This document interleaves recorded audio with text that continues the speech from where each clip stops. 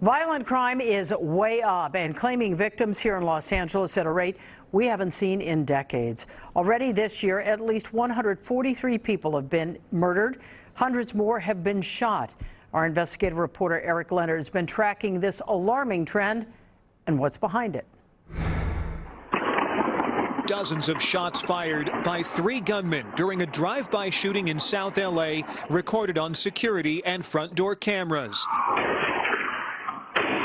Amazingly, none of the more than 70 bullets fired struck anyone. But bullets did hit their target Monday night. This was the scene on West 29th Street in the Jefferson Park neighborhood, where 19-year-old Rayshawn Spite was murdered, one of the latest victims of the surge in killings and shootings that seems to have no end. This map shows the 143 murder scenes in L.A. since the first of the year. Homicides are up 22% compared with this time last year and 43% above this time 2 years ago, sadly consistent with the rise in other kinds of crime. Homicides and shooting violence continues to be our most pressing issue. Chief Michael Moore told the Police Commission this week that more than 600 people have been shot since the first of the year, a rate of gun attacks that have outpaced last year by nearly 60%.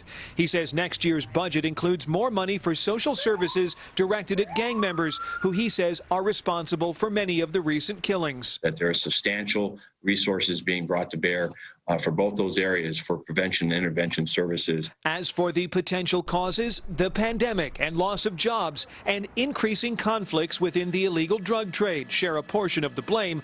But what about speculation that anti-police protests and political action have led to less aggressive police work? I don't think that there was one single explanation for why gun violence rose. Crime data analyst Jeff Asher, who used to crunch numbers for the CIA and now advises police and government on crime data, says national numbers show it's been happening almost everywhere, from big cities to small cities. So he discounts the idea that pushes for police reform have played a significant role. I don't really buy the police morale issue or a change in arrests or proactive policing. You can say it was the protests for Los Angeles or New York or Chicago or Milwaukee or Minneapolis, but why Omaha? Why Shreveport? Why Lubbock, Texas? Why did cities under 10,000 have murder go up 20-something%? There's also the question of guns. The LAPD's crime data shows that while officers have been told to make fewer traffic stops, they're actually finding far more illegally carried guns during those stops, up 60% so far this year, up 70% compared with 2 years ago, and the records show more people are being arrested on illegal weapons charges. Detectives are also making more murder arrests. Those are up 40% in recent months. I'm investigative reporter Eric Leonard, NBC4 News.